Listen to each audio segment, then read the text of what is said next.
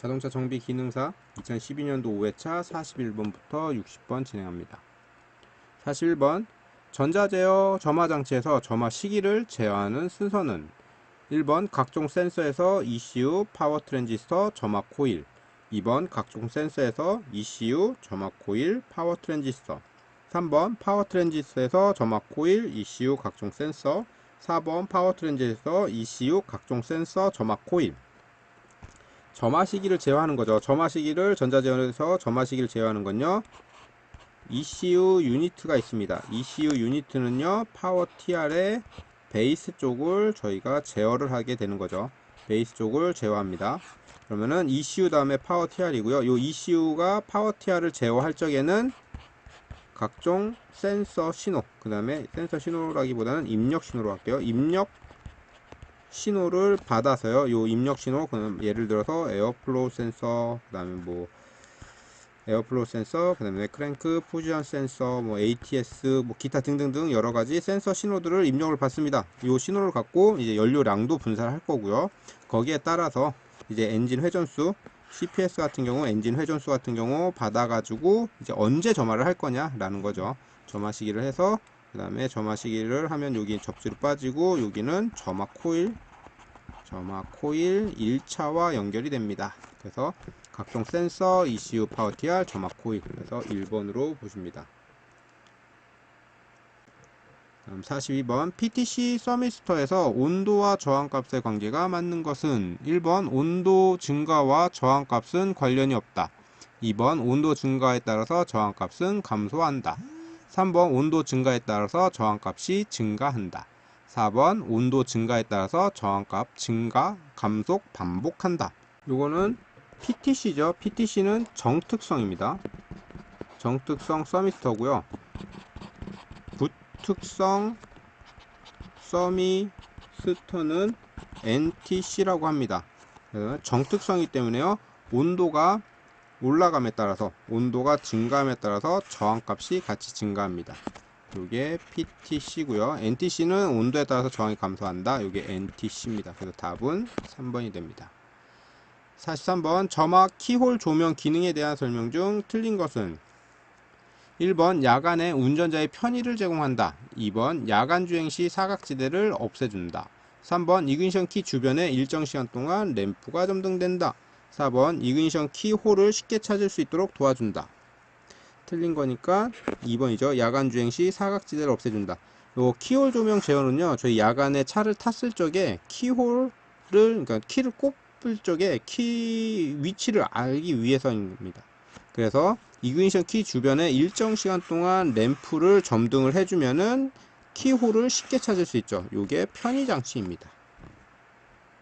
44번 자동차 등화 장치에서 12V 축전지에서 30W의 전구를 사용하였다면 저항값은 얼마인가요? 라고 합니다. 저희 저항값 요런 거 구할 적에는요, 여러분들 V는 I, R 값과요, P는 EI 전력 단위, 요거 ohm의 법칙과 전력의 법칙 요것만 알고 계시면 됩니다. 그래서 여기서 주어진 거는 30W였습니다. 30W였고요. 근데 우리가 찾아야 될 거는 저항값이죠. 저항값입니다. 그 다음에 우리가 주어진 값은 전압값입니다. 이렇게 P 값과 E 값이 주어졌죠. 그러면은 요 I 값만 없애고 I 값을 R 값으로만 바꿔주면 되는 거죠. 그래서 요거를 다시 변형하면 I는 R분의 V가 됩니다. I는 R분의 V. 그러면 요거 보면은 P는 I는 R분의 V에서 여기를 대입하면 되겠죠. 그러면은 요거 E 값이 어차피 V 값 동일하죠. 그러면 R분의 2 자승이 됩니다. 이 상태에서 R은 P분의 2 자승, 요거 두 개만 자리 바꿔주면 되겠죠. 라고 하면은요, 30W는 12의 자승이 됩니다. 그래서 요거 계산을 하시면 4.8ohm이 나오겠죠. 답은 1번. 45번 몇 개의 저항을 병렬로 접속했을 때의 설명 중 틀린 것은 1번 각 저항을 통하여 흐르는 전류의 합은 전원에서 흐르는 전류의 크기와 같다. 2번 합성 저항은 각 저항의 어느 것보다도 작다. 3번 각 저항에 가하는 전압의 합은 전압과 같다. 4번 어느 저항에서나 동일한 전압이 가해진다. 틀린 거기 때문에 3번입니다. 저항, 병렬 저항이기 때문에요. 내가 이렇게 연결이 된 겁니다.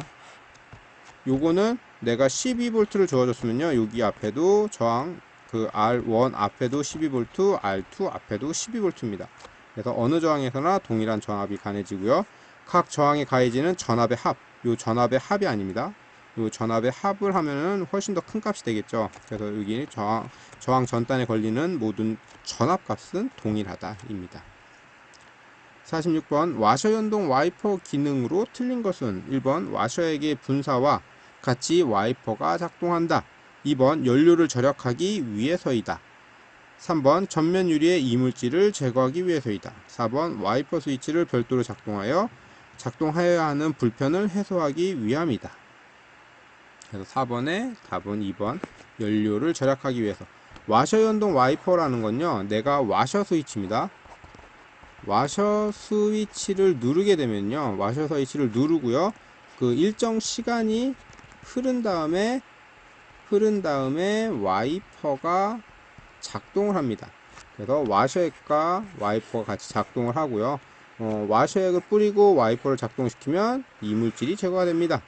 그 다음에 와셔 스위치를 별도로 작동하는 와이퍼 스위치를 별도로 다시 말하면 내가 와셔 스위치를 누르면서 와이퍼 스위치를 작동할 필요가 없이 와셔 스위치 하나만으로 와이퍼까지도 같이 작동을 하는 겁니다.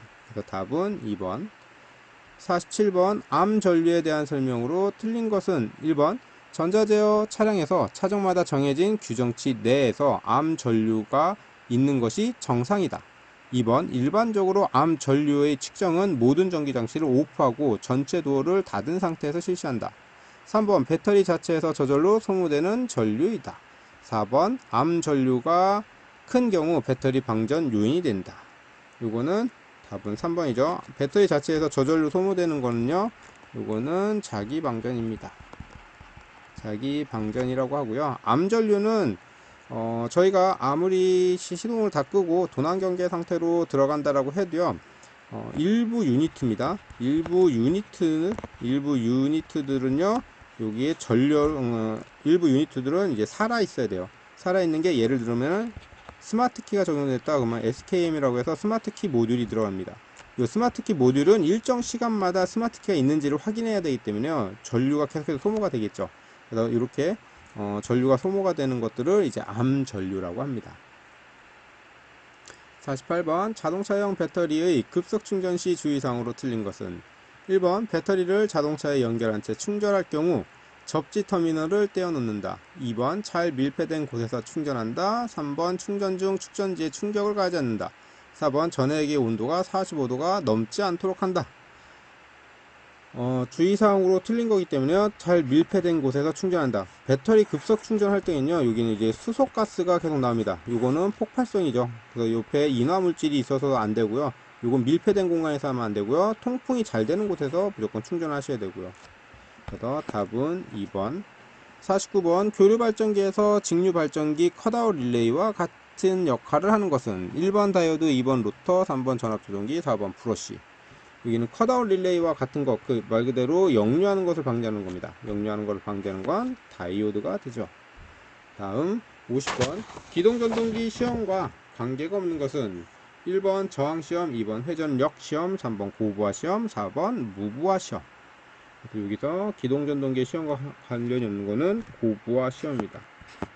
참고로 이제 고부하라는 건요, 기동전동기를 작동할 때 부하를 걸어주는 건데요, 이때 기동전동기는 부하 시험을 하진 않습니다. 무부하 시험만 하고 있기 때문에 고부하 시험이 관계없는 걸로 볼 수 있는 겁니다.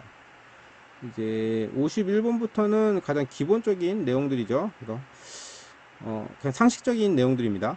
51번 연삭기를 사용하여 작업할 시 맞지 않는 것은 1번 숫도를 보호 덮개를 튼튼한 것으로 사용한다. 2번 정상적인 플랜지를 사용한다. 3번 단단한 지석을 사용한다. 4번 공작물을 연삭 숫도할 때는 측면에 서서 한다. 요거는 이제 측면에 서서 한다기보다는요, 정면에 서서 제대로 잡고 보호 안경을 차고 보호복을 입고 이제 작업을 하셔야 되는 겁니다. 그래서 답은 4번. 52번 기계 가공 작업 중 갑자기 정전되었을 때의 조치사항으로 틀린 것은 1번 전기가 들어오는 것을 알기 위해서 스위치를 넣어둔다. 2번 퓨즈를 점검한다. 3번 공작물과 공구를 떼어놓는다. 4번 즉시 스위치를 끈다. 틀린 거기 때문에 1번이죠. 전기가 나가면요, 일단 무조건 스위치 꺼야 됩니다. 왜냐면은 여기처럼 스위치를 넣어 두었을 경우 내가 뭔가 작업을 하다 갑자기 들어오면은 내가 혹시라도 회전물체를 만지다가 손을 다치거나 이제 인명피해가 발생할 수가 있기 때문에. 53번 여기 작업입니다. 죄송합니다. 작업 현장에서 재해 원인으로 가장 높은 것은 1번 작업 환경, 2번 작업 장비의 결함, 3번 작업 순서, 4번 불안정한 행동. 이거는 글씨만 읽으면 찾을 수 있는 거죠. 불안정한 행동. 54번 렌치 사용 시 주의사항으로 틀린 것은 1번 렌치를 너트가 손상되지 않도록 가급적이면 얕게 물린다. 2번 해머 대용으로 사용해서는 안된다. 3번 렌치를 몸 안쪽에 잡아당겨 움직이게 한다. 4번 렌치에 파이프 등 연장대를 끼우고 사용해서는 안된다. 틀린 거기 때문에 1번입니다. 이건 너트가 손상되는 게 아니라 이게 얇게 하면요 풀리지가 않습니다. 또는 너트가 진정 손상됩니다. 너트라고 하면은 이렇게 육각 너트가 있습니다.